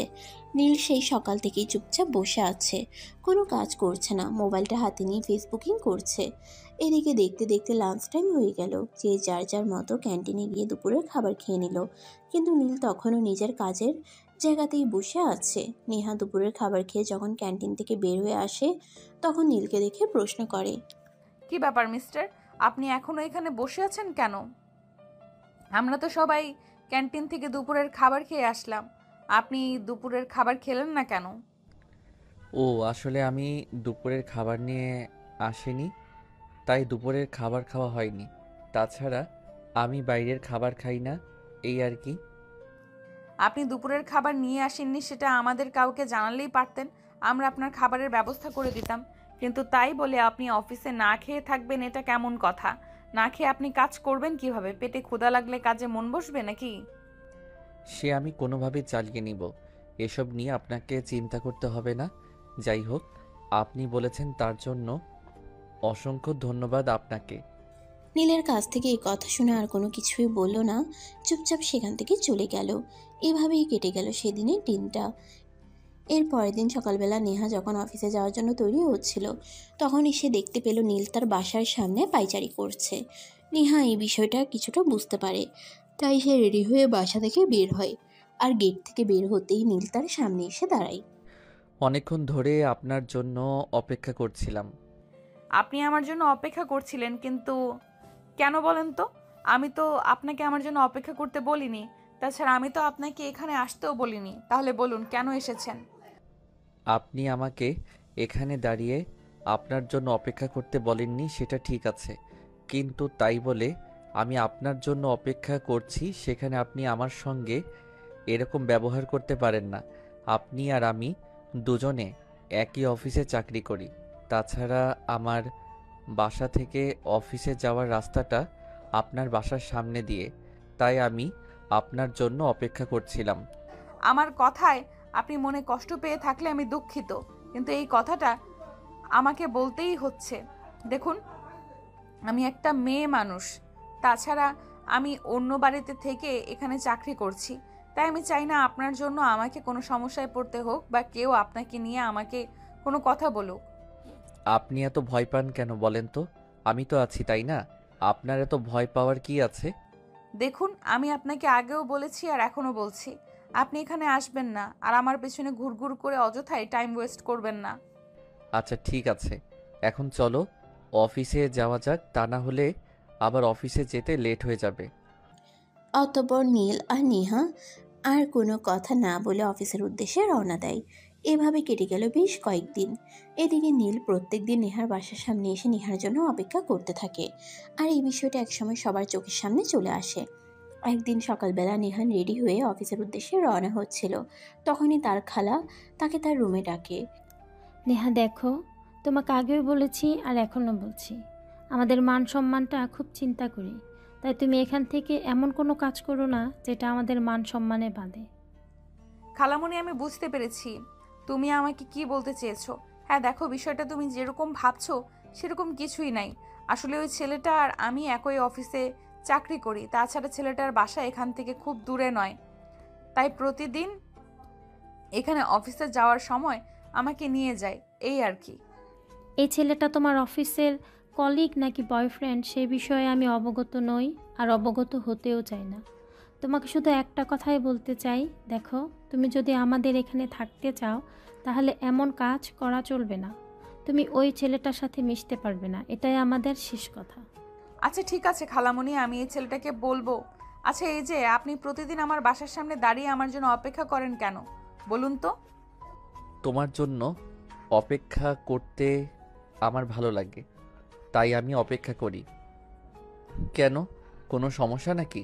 আর তোমার কোনো সমস্যা থাকলেও সেটা আমি মানব না, কারণ আমি তো তোমার প্রেমে পড়ে গেছি, তাই চাইলেও তোমার থেকে নিজেকে সরিয়ে নিতে পারবো না। দেখুন, আপনাদের এসব ফালতু মার্কা কথাবার্তা আমি আর নিতে পারছি না।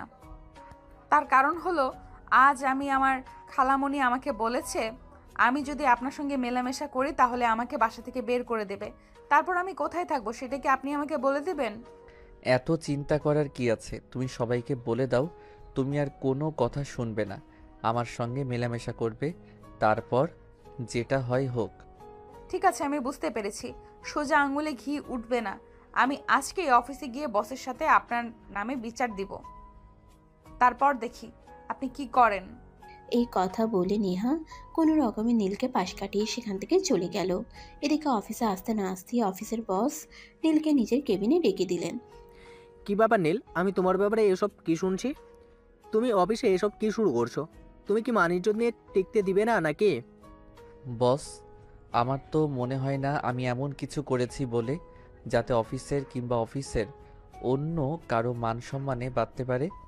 দেখো নীল, তোমার এসব হেলাপোনিয়া আমার একদমই ভালো লাগছে না। তুমি নেহার সঙ্গে এসব কি শুরু করছো? নেহা আজ অফিসে এসে তোমার নামে বিচার দিয়েছে। আমি তোমাকে শেষবারের মতো ওয়ার্ক করে ছেড়ে দিচ্ছি। নেহার সঙ্গে আর এসব করবে না। ও আচ্ছা, আমি এতক্ষণে বুঝতে পেরেছি বিষয়টা। নেহা আসলে আপনাকে কি বলেছে? দেখুন, আমি নেহাকে ভালোবাসি, আর আমি চাই না আমাদের দুজনের ভালোবাসার মধ্যে আপনি কাবাবের হাড্ডি হয়ে বসেন। দেখো নীল, এটা অফিস, আর এখানে সবাই কাজ করতে আসে, কেউ তোমার মতো প্রেম করতে আসে না। তাই আমি তোমাকে শেষবারের মতো বলছি, তুমি যদি নেহার সঙ্গে এসব করতেই থাকো তাহলে কিন্তু আমি তোমাকে অফিস থেকে বের করে দিতে বাধ্য হব। তখন কিন্তু তুমি অফিসে অথরিটিকে কোনোভাবেই দোষারোপ করতে পারবে না। দেখুন বস, আমি এই অফিসে চাকরি নিয়েছি শুধুমাত্র নেহার জন্য, তাই আমি এই ব্যাপারে আপনার কোনো নিষেধাজ্ঞা পালন করতে পারবো না, কারণ যেখানে আমার থাকবে না সেখানে কোনো নিষেধাজ্ঞা আমাকে স্পর্শ করতে পারবে না। মানে তুমি এসব কি বলছো? আমি কিন্তু তোমার কথায় আড়গোড়া কিছু বুঝতে পারছি না। তুমি নেহার সঙ্গে এখানে চাকরি নিয়েছো মানে? হ্যাঁ স্যার, আপনি একদম ঠিকই শুনেছেন। আমি এখানে শুধুমাত্র নেহার জন্যই চাকরি নিয়েছি, আর হ্যাঁ শুনুন, আপনাকে একটা কথা বলি। আপনি আমার পরিচয় এবং জীবন বৃত্তান্ত সম্পর্কে কোনো কিছুই জানেন না। আমি সব কিছু লুকিয়ে রেখেই এখানে চাকরি নিয়েছি। অতঃপর নীল তার পরিচয় আর সবকিছু তার বসকে খুলে বলে। সবকিছু শুনে নীলের বস তাকে বলে, আই এম সো সরি, আমি আপনাকে চিনতে পারিনি। যাই হোক, তবুও আমি আপনাকে একটা কথাই বলবো, আপনি এই অফিসের অ্যাডমিনের একমাত্র ছেলে হয়ে অফিসের কেন এমপ্লয়ের পিছনে পড়ে থাকা কিন্তু আপনাকে শোভা পায় না। দেখুন, প্রেম ভালোবাসা কখনো ধনী গরিব কিংবা অর্থ সম্পদ দেখে হয় না। প্রেম ভালোবাসার জাস্ট হয়ে যায়, সেটা যেভাবেই হোক আর যে কোনো পরিস্থিতিতেই হোক। তাই আমি আপনাকে শুধু একটা কথাই বলতে চাই, আমি আজ আপনাকে যেগুলো বলেছি সেগুলো আপনি কখনোই নেহা কিংবা অফিসের অন্য কারোর সঙ্গে শেয়ার করবেন না, যতক্ষণ পর্যন্ত আমি না বলছি। ওকে ঠিক আছে, কোনো সমস্যা নেই। আপনি যখন আপনার ভালোবাসাকে নিজের করে পাওয়ার জন্য নিজের পরিচয় এমনকি সব কিছু গোপন রাখতে চান, তাহলে এতে আমার কোনো সমস্যা থাকবে না। হ্যাঁ, আমি আপনাকে একটা কথা বলি, আপনার যদি এই ব্যাপারে কখনো আমার কোনো সহযোগিতার প্রয়োজন মনে হয় তাহলে অবশ্যই আমাকে বলবেন। আমি আমার শতভাগ দিয়ে চেষ্টা করব আপনাকে সহযোগিতা করতে। অতঃপর নীল আর কোনো কথা না বলে চুপচাপ সেখান থেকে বের হয়ে চলে আসে। আর এদিকে কিছুক্ষণ পর নেহাও আবারও বসের কেবিনে যায় আর বসের কাছ থেকে জানতে চায় বস নীলের সঙ্গে এ ব্যাপারে কি কথা বলেছে। তখন অফিসের বস নেহাকে বলে, দেখুন হ্যাঁ, আমি নীলের সঙ্গে কথা বলেছি আর কথা বলে বুঝতে পেরেছি নীল তোমাকে সত্যি অনেক বেশি ভালোবাসে। তাই আমি মনে করি নীলের এই বিরক্ত করাটাকে তোমার বিরক্ত মনে না করে ভালোবাসা বলে মেনে নেওয়া উচিত আর তাকে অ্যাকসেপ্ট করে নেওয়া উচিত। বস, আমি বুঝতে পারছি না আপনি একটু আগে কিভাবে কথা বললেন আর এখন কিভাবে কথা বলছেন। নীল আপনাকে জাদু করেছে কিনা সেটাই আমি বুঝতে পারছি না। আপনি মুহূর্তের মধ্যেই বদলে গেলেন আর আমাকে এইসব কথা বলছেন। আপনি বস হয়ে আপনার একজন কর্মচারীকে এইসব কথা বলতে আপনার একটু রুচিতে পাচ্ছে না? বস তখন নেহাকে কিছু বলতে চাইছিল, কিন্তু নেহা সেটার সুযোগ না দিয়ে সেখান থেকে হনহন করে বের হয়ে গেল আর নিজের কেবিনে এসে ভাবতে লাগলো আসলে বিষয়টা কি হয়েছে। এইভাবে দেখতে দেখতে অফিসের টাইম শেষ হয়ে রাত 8টা বেজে গেল আর অফিস থেকে বের হয়ে সোজা বাসায় চলে আসলো। আর এরপর চলে গেল আরও কয়েকদিন। হঠাৎ একদিন রাতের খাবারের বেলা তার খালা তাকে বলল, নেহা, তোমাকে অত্যন্ত দুঃখের সহিত জানানো হচ্ছে যে তোমাকে আমরা আর আমাদের বাড়িতে রাখতে পারবো না, কারণ তোমাকে আমরা খুবই ভালো একটা মেয়ে বলে আমাদের বাড়িতে থাকতে দিয়েছিলাম। কিন্তু ইদানিং তুমি যা শুরু করেছো সেগুলো আমাদের রুচিতে পাচ্ছে। তাই তোমাকে 2 দিন সময় দিলাম, এই 2 দিনের মধ্যে তুমি আমাদের বাসা ছেড়ে অন্যত্র চলে যাবে। তোমাকে আর আমাদের এখানে থাকতে দেওয়া হবে না। কিন্তু খালা, এভাবে হঠাৎ আমি একটা মেয়ে মানুষ কোথায় চলে যাব? আর এগুলো জানতে পারলে আমার মা অনেক টেনশন করবে। তুমি কোথায় যাবে আর কি করবে সেই ব্যাপারে আমাদের চিন্তা করার সময় নেই। তোমার বিষয়টা তুমি নিজেই বুঝে নাও। তোমাকে এখানে থাকতে দিয়েছিলাম, কিন্তু এসব ফষ্টি নষ্টি করার অনুমতি তো আমরা দেইনি। তাই এখন তুমি কি করবে না করবে সেই ব্যাপারে আমাদের না জানার কোনো আগ্রহ নেই। কথাগুলো এক নাগারে বলে খাবার টেবিল থেকে তিনি উঠে চলে গেলেন।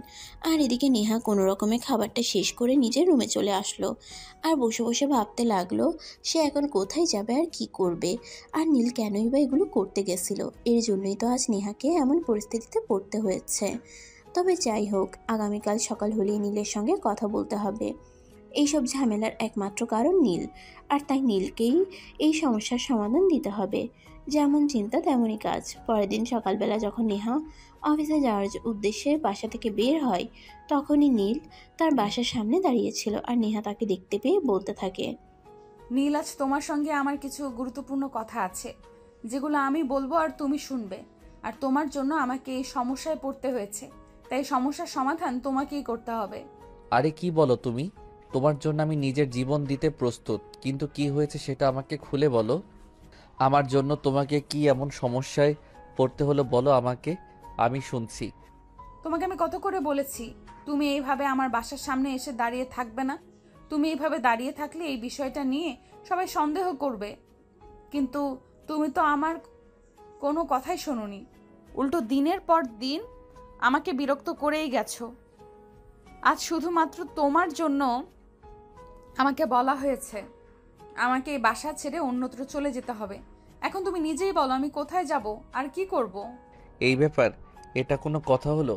ঠিক আছে, কোনো সমস্যা নেই, তুমি রাজি থাকলে আজকে আমি তোমাকে আমার বাসায় নিয়ে যাব, আর তারপর বিয়ে করে আমার বাড়িতেই রেখে দেব। তুমি তোমার থাকার জায়গা নিয়ে এত চিন্তিত? Please stop this nonsense. আমি কিন্তু তোমার সাথে মজা করার মুডে নেই, আমি সিরিয়াস। খালা আমাকে বলেছে আমাকে 2 দিনের মধ্যেই বাসা ছেড়ে অন্যত্র চলে যেতে হবে। এখন তুমি বলো আমাকে, আমি কোথায় যাব আর কি করব? আমি একটা মেয়ে মানুষ, বাইরের জগৎটা আমার জন্য এতটাও সহজ নয় যতটা সহজ তুমি ভাবো। কথাগুলো বলতে বলতে নেহা একদম কেঁদে দিয়েছিল, আর নেহার চোখ দিয়ে পানি পড়ছে। এই দৃশ্যটা নীল কোনোভাবেই মেনে নিতে পারছিল না, তাই সে রাস্তার মাঝখানেই নেহাকে জড়িয়ে ধরে বলতে থাকে, প্লিজ নেহা, কান্নাটা বন্ধ করো। তোমার চোখের পানি আমার একদমই সহ্য হবে না। তুমি তোমার কান্না বন্ধ করে আমাকে এইটা বলো যে তোমার কি চাই, কি লাগবে। তুমি আমার কাছে যা চাইবে আমি তোমাকে তাই দেব। তুমি যদি আমার কাছে আকাশের ওই চাঁদটাও চাও, তাহলে আমি সেটাও তোমার হাতে এনে দেওয়ার চেষ্টা করব। নীল, আমার বাবা বেঁচে নেই, বাড়িতে আমার অসুস্থ মা, তার সঙ্গে আমার ছোট ভাই, তাদের দুজনের খরচ আমাকে চালাতে হয়। সংসারের দায়িত্ব আমার উপর। জীবনটা আমার জন্য কতটা কঠিন সেটা তুমি বুঝবে না। আমার জন্য যদি তোমাকে এই সমস্যায় পড়তে হয়ে থাকে তাহলে আই এম সো সরি, কিন্তু তোমাকে আমি সমস্যার মধ্যে বেশি দিন রাখবো না। আচ্ছা, একটা কাজ করা যায় না? দেখো, আমি যে তোমাকে ভালোবাসি, আর আমরা ভবিষ্যতে আল্লাহ চাইলে বিয়ের মতো পবিত্র সম্পর্কে আবদ্ধ হতে পারি। তাই আমি তোমাকে এই অফারটা করছি। তোমার যদি আমার অফারটা পছন্দ হয় তাহলে ভালো। আগে বলো তুমি আমাকে কি অফার করতে চাও, তারপর যদি সেটা আমার পছন্দ হয় তো আমি একসেপ্ট করব, আর যদি আমার পছন্দ না হয় তাহলে তো আর আমার কিছুই করার থাকবে না। আমরা লিভ টুগেদার করতে পারি। তোমার কথার মানে আমি বুঝতে পারলাম না। তুমি আমাকে কি বলতে চাইছো? সরাসরি একটু খুলে বলো, তাহলে আমার বুঝতে সুবিধা হবে। খুবই সিম্পল। ধরো আমরা দুজনে একটা ফ্ল্যাট নিলাম আর সেখানে থাকলাম। 1 সপ্তাহ তুমি রান্না করলে, 1 সপ্তাহ আমি রান্না করলাম, এভাবে দুজনে মিলেমিশে থাকলাম। তোমার আইডিয়াটা মন্দ না, কিন্তু আমি তোমাকে একটা কথা বলতে চাই। লিভ টুগেদারের মানে আমি মোটামুটি বুঝি, একেবারে যে বুঝি না তা কিন্তু নয়। তবে হ্যাঁ, আমরা কিন্তু একই রুমে থাকবো না, আমরা একই ফ্ল্যাটে আলাদা 2টো বেডরুমে থাকবো। ওকে, আমি রাজি, আমার কোনো প্রবলেম নেই।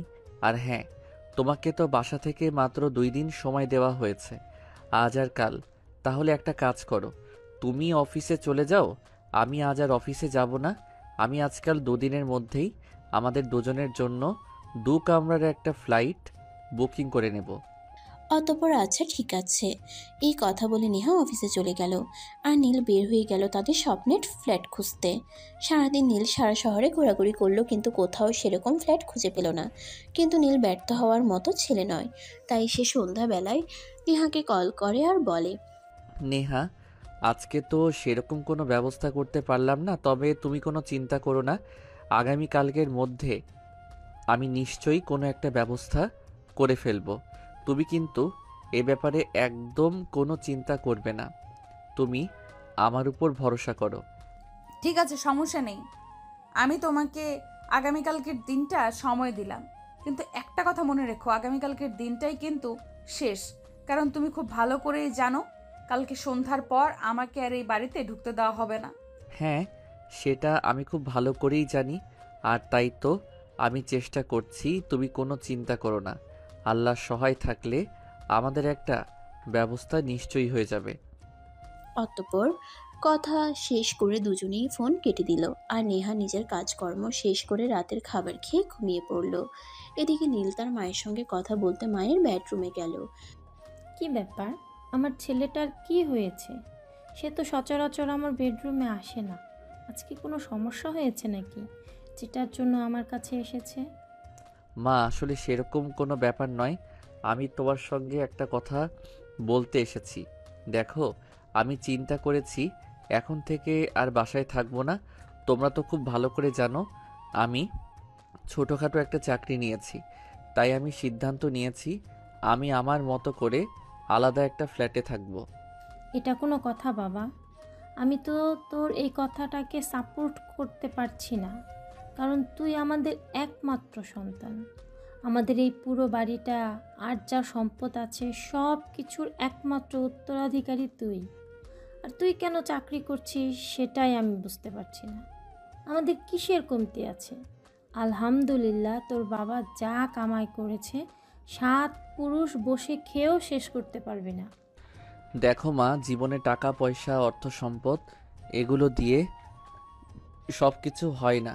জীবনে নিজেকে ভালো রাখার জন্য মাঝে মধ্যে অন্য কিছু করারও প্রয়োজন আছে। তাই আমি একটু ডিফারেন্ট ওয়ে খুঁজে নিয়েছি। আমি চাকরি করছি আর আলাদা ফ্ল্যাটে থাকবো, এটাই আমার সিদ্ধান্ত।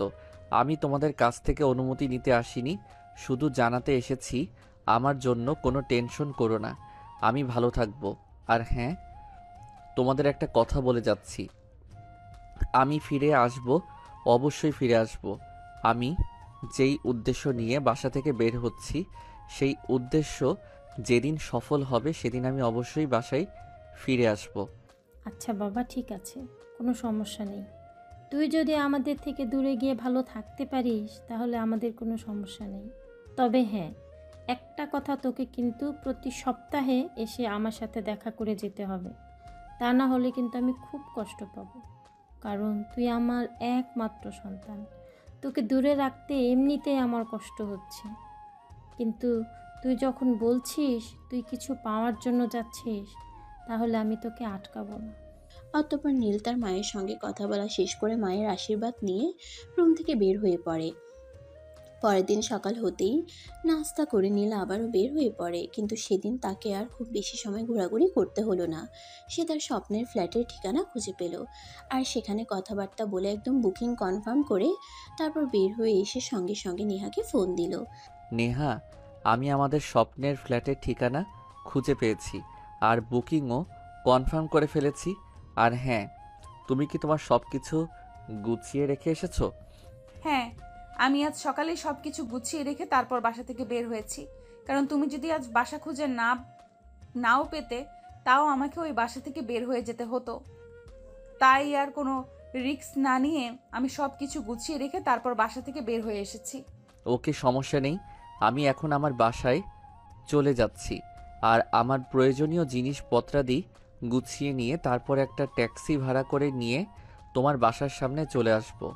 তুমি কিন্তু আমার জন্য অপেক্ষা করবে, আমি নিজেই তোমাকে তুলে নেব। ওকে, সমস্যা নেই। তাহলে আজ অফিস থেকে বসকে বলে একটু আগে ভাগেই বের হয়ে যেতে হবে, কারণ নতুন জায়গায় সব কিছু গোছগাছ করতে হবে। তারপর আগামীকাল আবার ডিউটি আছে। এই কথা বলতে বলতে নেহা ফোনটা কেটে দেয়, আর এদিকে দেখতে দেখতে বিকেল হতে চলে। তাই নেহা বসের কেবিনে যায়, বসের কাছে কথা বলে ছুটি নিতে। Excuse me boss, may I coming? Yes, coming. আরে নেহা, কি ব্যাপার, কি হয়েছে? তোমার কোনো সমস্যা নাকি? না, আসলে সেরকম কোনো ব্যাপার নয়। আসলে আজ আমার একটু ছুটি লাগবে, একটা প্রবলেমে পড়েছি, তাই বাসায় গিয়ে কিছু কাজ করতে হবে। আর যদি আমাকে 3টে নাগাদ ছুটি দিতেন তাহলে একটু ভালো হতো আর কি। এদিকে নীল আগে থেকেই ফোন দিয়ে বসকে সবকিছু জানিয়ে রেখেছিল, আর বস সবকিছু জেনেও নেহার সামনে না জানার ভান করছিল। তাই নেহাকে বলল, এই ব্যাপারে দেখো না, আসলে নীল আজ 2 দিন ধরে অফিসে আসছে না, আর এখন তুমিও ছুটি চাইছো। অফিসে অনেক কাজের প্রেশার আছে, এখন তোমাকে কিভাবে ছুটি দেই বলো তো? কিন্তু বস, ছুটিটা আমার খুবই প্রয়োজন ছিল, তাই কাইন্ডলি প্লিজ ছুটি দিতেন, তাহলে আমার জন্য খুবই ভালো হতো। ঠিক আছে, সমস্যা নেই, তুমি যখন এত করে বলছো তাহলে আমি তোমাকে ছুটি দিচ্ছি। আর হ্যাঁ, তবে তোমাকে আরেকটা কথা বলে দিচ্ছি, আজকের পর থেকে কিন্তু কখনো এভাবে ছুটি চাইবে না, কারণ তুমি তো জানোই আমাদের কোম্পানির সম্পর্কে এভাবে ছুটি দেওয়ার নিয়ম আমাদের কোম্পানিতে নেই। ঠিক আছে বস, থ্যাংক ইউ সো মাচ। তাহলে আমি আসি।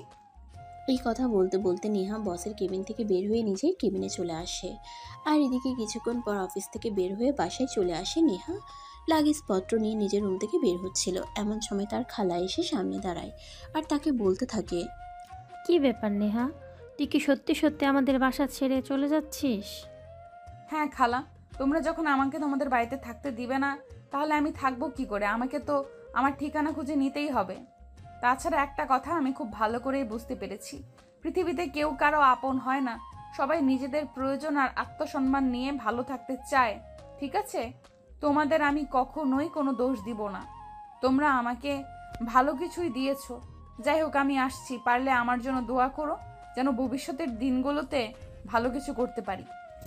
এই বলে নেহা তার খালাকে আর কোনো কথা বলার সুযোগ না দিয়ে সেখান থেকে বের হয়ে চলে গেল। বাসার সামনে দাঁড়িয়ে নীলের জন্য অপেক্ষা করছিল। প্রায় 10 মিনিট পর নীল সেখানে এসে পৌঁছালো। তারপর নেহার লাগেজ আর ব্যাগপত্র গাড়িতে তুলে নিল। তারপর তারা চলে গেল তাদের স্বপ্নের ঠিকানায়।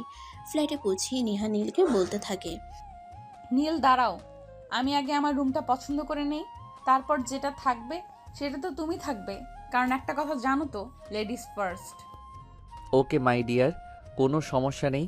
তোমার যেটাতে পছন্দ হয় তুমি সেটাতেই থাকতে পারো, তাতে আমার কোনো আপত্তি নেই। আমি ছেলে মানুষ, আমার একটাতে থাকতে পারলেই হলো। এই কথা শুনে নেহা তৎক্ষণাৎ রুমগুলো খুঁটিয়ে খুঁটিয়ে দেখতে লাগলো। তারপর নিজের জন্য ব্যালকনি সহ যে রুমটা ওটা পছন্দ করে নিল।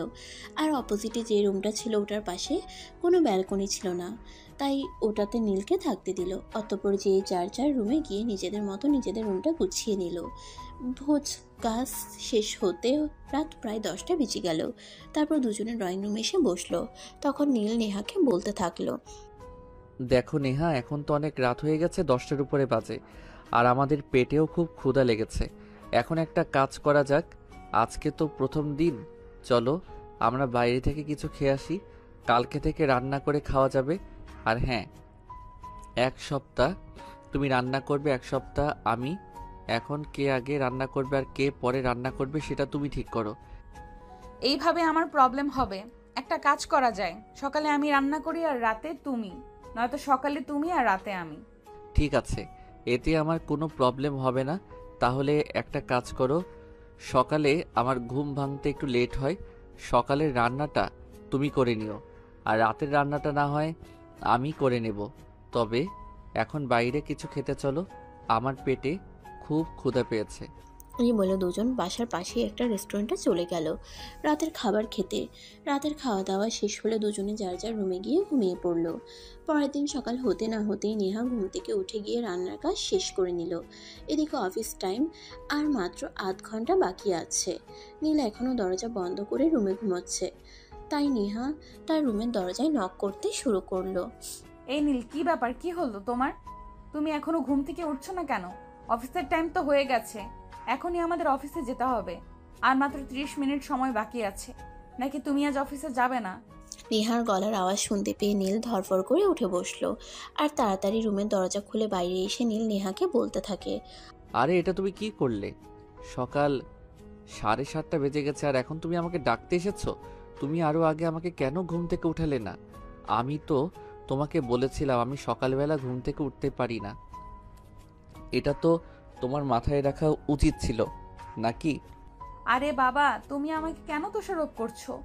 আমি তো সেই সকালে ঘুম থেকে উঠে ফ্রেশ হয়ে রান্না করেছি। আর আমি তো ভেবেছিলাম তুমি ফ্রেশ হয়ে নাস্তার টেবিলে জয়েন করবে, কিন্তু আমি নাস্তার টেবিল গুছিয়ে রেখেও দেখি তুমি এখনো ঘুম থেকে ওঠোনি। তাই তোমাকে ডাকলাম। এখন কথা না বাড়িয়ে তাড়াতাড়ি ফ্রেশ হয়ে আসো। আচ্ছা বাবা, ঠিক আছে, আমি এক্ষুনি আসছি। তুমি নাস্তা শুরু করে দাও, তা না হলে আবার তোমার লেট হয়ে যাবে। তুমি তো আবার খাবার খেতে অনেক সময় নাও। হ্যাঁ, সেই জন্যই তো আমি একটু আগে ভাগেই শুরু করি। আচ্ছা ঠিক আছে, এখন তুমি কোনো কথা না বলে তাড়াতাড়ি আসো, তা না হলে কিন্তু সত্যি সত্যি লেট হয়ে যাবে। অতঃপর নীল ফ্রেশ হয়ে এসে নাস্তার টেবিলে জয়েন করে। তারপর তাড়াতাড়ি নাস্তা শেষ করে রেডি হয়ে দুজনে অফিসে চলে যায়। দুজন একসঙ্গে অফিসে প্রবেশ করেছে সেটা অফিসের বস দেখে। আর কিছুক্ষণ পর বস নীলকে নিজের কেবিনে ডাকে আর জিজ্ঞাসা করে, কী ব্যাপার স্যার? আমি বুঝতে পারছি না কিছুই। আজ নেহা আর আপনি একসঙ্গে? আপনি তো দেখছি বড্ড ভুলো মনের মানুষ।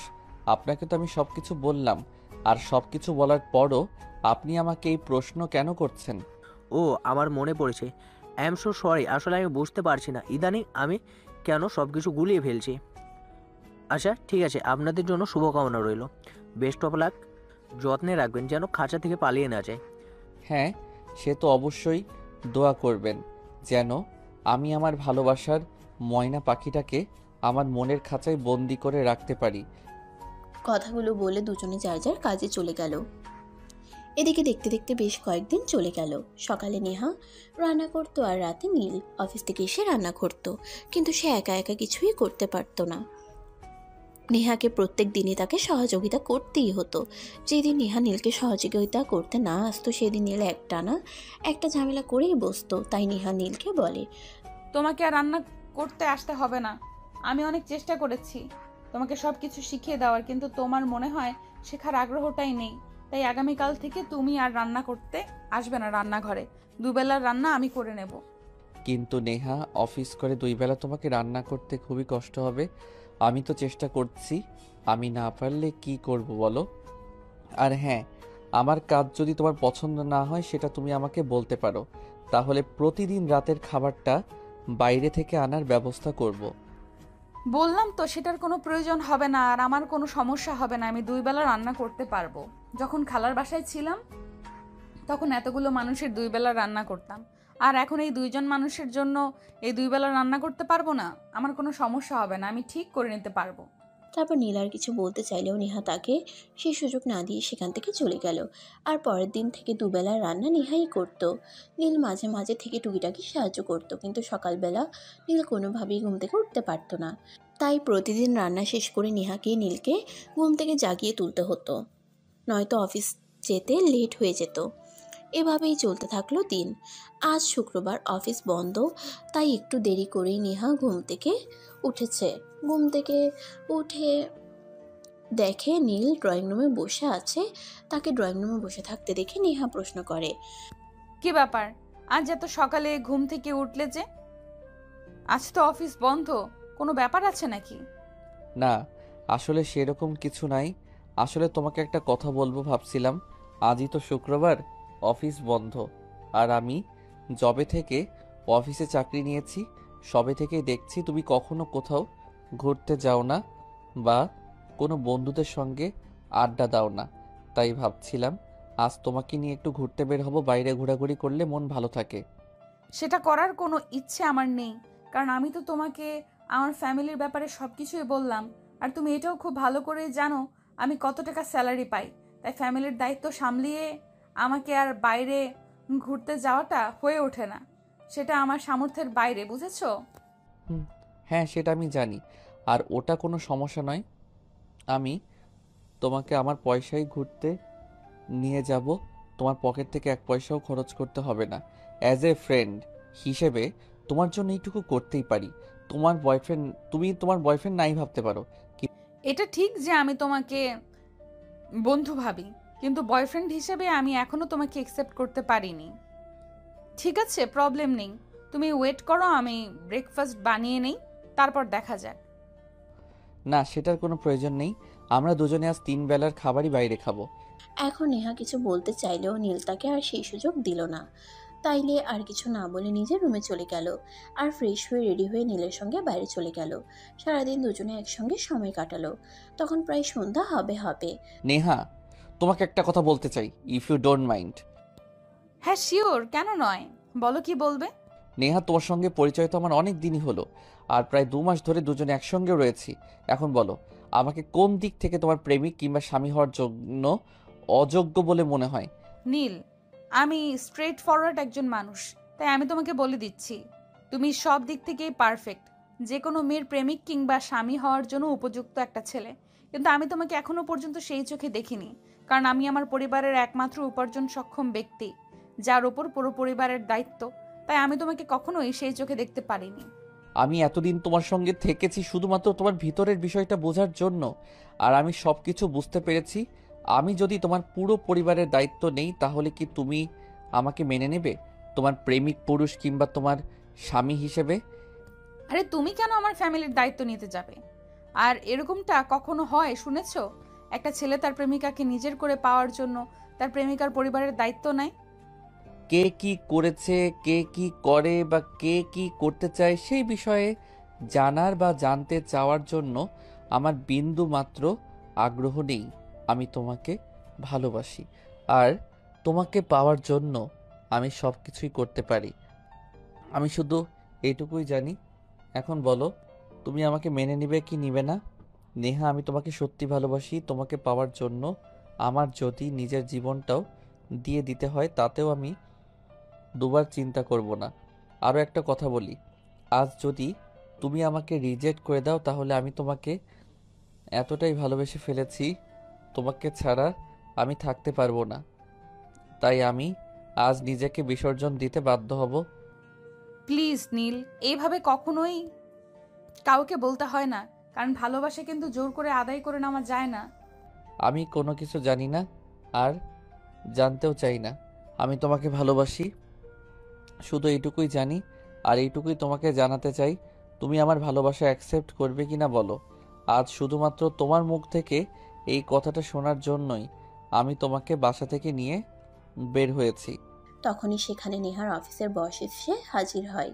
আর নেহা অফিসের বসকে দেখে অনেকটা চমকে যায় আর থতমত খেয়ে বলতে থাকে, বস আপনি এখানে? হ্যাঁ নেহা, আমি এখানে আর আজ তোমাকে কিছু বলতে এখানে এসেছি। আমি তোমার অফিসের বস। তুমি আমাকে কি মনে করো সেটা আমি জানি না, কিন্তু আমার মনে হয় তোমাকে কিছু সত্য কথা বলা প্রয়োজন, সেগুলো আমি জানি। হ্যাঁ অবশ্যই, বলুন না কি বলবেন। আপনি আমার অফিসের বস, আমি আপনাকে অনেক সম্মান আর শ্রদ্ধা করি।